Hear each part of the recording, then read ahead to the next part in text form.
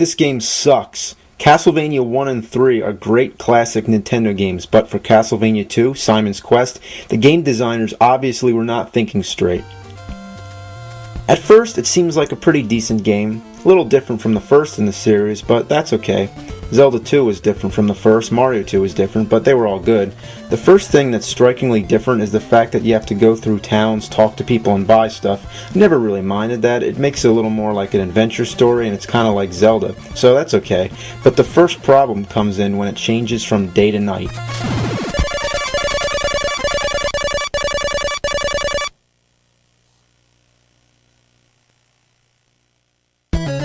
Why does this need to happen so often? Like every 5 minutes? Why does it take so long? Nobody feels like sitting through this every time. How would you like it if you were playing a game and then every 5 minutes I came over and paused it, then counted 10 tedious seconds and then let you continue to play the game? Now, I mean, why did they think that that would be a good idea and interrupt the gameplay? Did they think it would be more realistic? I mean, in real life, I don't have to stop in my tracks when the sun sets and a fucking box doesn't pop up in the air. I mean, this is one of the most annoying features in any game ever. What's the point? Yeah, I mean, the monsters are stronger at night and the stores are closed, but why is that necessary and why does the game have to stop? It's fucking retarded. And why do you have to die when you fall in the water? That's the stupidest thing I've ever seen. This guy can go all over fighting hordes of evil monsters, but he can't even fucking swim?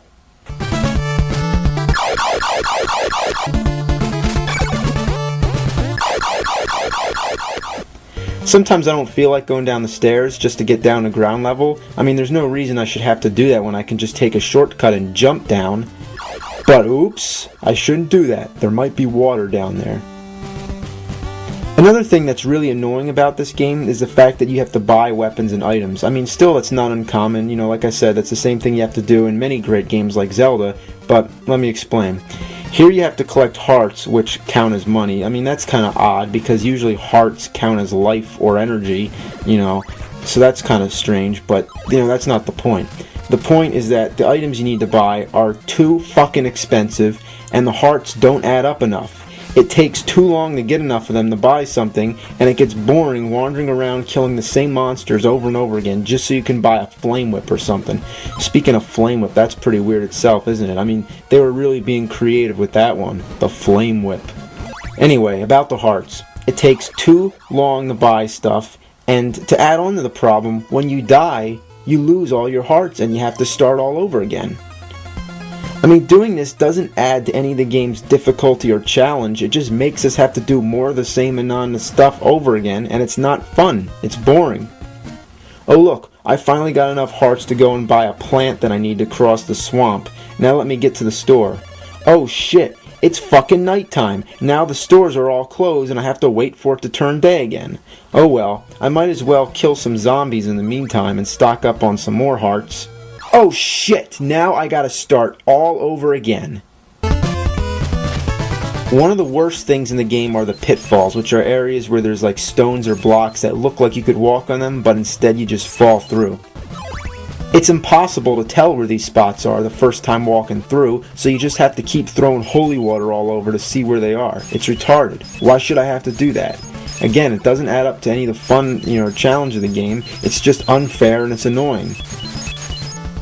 In the dungeons, there's no bosses at the end, which is a big disappointment. Every Nintendo gamester knows that at the end of a level or a dungeon, labyrinth or whatever, there's always supposed to be a big guy who you fight. But here, they just got lazy and only put a few bosses in the game and left some of the dungeons just empty, like this one. So most of the dungeons you go through, the mansions to be exact, there's nothing at the end except for a crystal orb that you can't touch. In the rest of the Castlevania games, the tradition goes like this. You fight a boss, you defeat him, then an orb comes down, and you touch it. There you go, on to the next level. But in Castlevania 2, how would you ever figure out that you're supposed to throw an oak stake at that orb? I mean, when you first get the oak stake, you assume it's a weapon, and you throw it only to find that it does absolutely nothing, and that you waste it by throwing it, so you have to get it all over again. There are parts in the game that are definitely not self-explanatory and are too hard to figure out. Take this dead end, for example. Would you guess that you're supposed to pass through this wall? How? You have to kneel down by it for like 10 seconds. Now still, that's not enough to make it so cryptic and hidden that we can't figure it out. Oh, please give us more for our buck and make it harder so we can wander around the whole game and exhaust every possibility before we find out. Okay, guess what? You need to have a red crystal selected and be kneeling down and wait a little while before this magic tornado comes and takes you to the next part of the game.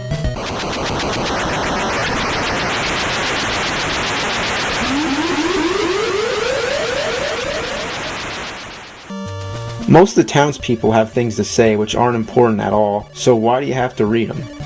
Here in the dungeons, there's books that you may find which actually give you clues about things in the game that you may need to know about. But when I find these books half the time, it's by accident, so I may hit the button and cancel it out, which means that I don't even get to read it and I don't have a second chance. Why can't I do that when it changes from day to night? That would actually be helpful. So what the game designers figured is this. It isn't absolutely necessary for me to read about how to find Dracula's castle or what I'm supposed to do with an oak stake, but what I do need to read, again and again, constantly, is the morning sun has vanquished the horrible night. How about vanquish this horrible game? The only sure way to get through this awful game is to enter a code, but even that is way more tedious than it should be. While most of the Castlevania games have symbols you enter for a code, this one just has a whole bunch of numbers. I mean, like, one of those little parts would be enough for a password, but why 4? Like, why so many? In general, I hate games that have passwords like this because sometimes they have uppercase and lowercase letters. Like, the L's, look like I's, the zeros look like O's, the 8's look like 5's. So, why does there have to be so many digits?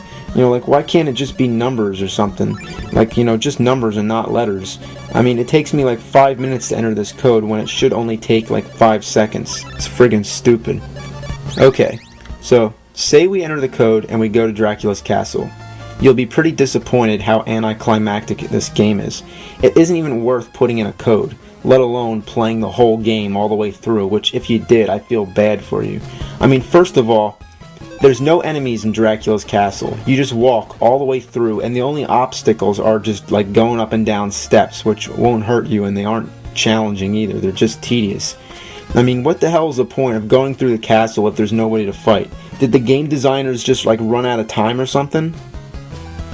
So then you get up to Dracula, and guess what? He doesn't look anything like Dracula. Instead, he looks like a Grim Reaper, and he throws sickles. I mean, did the people who made this game even know what Dracula is?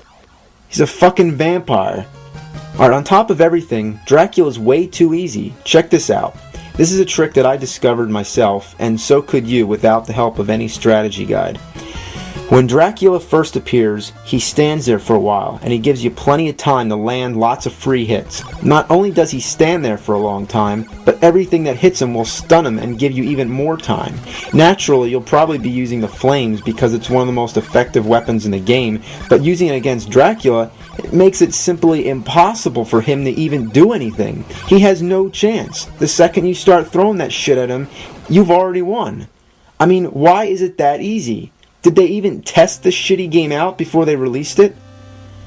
What a piece of shit.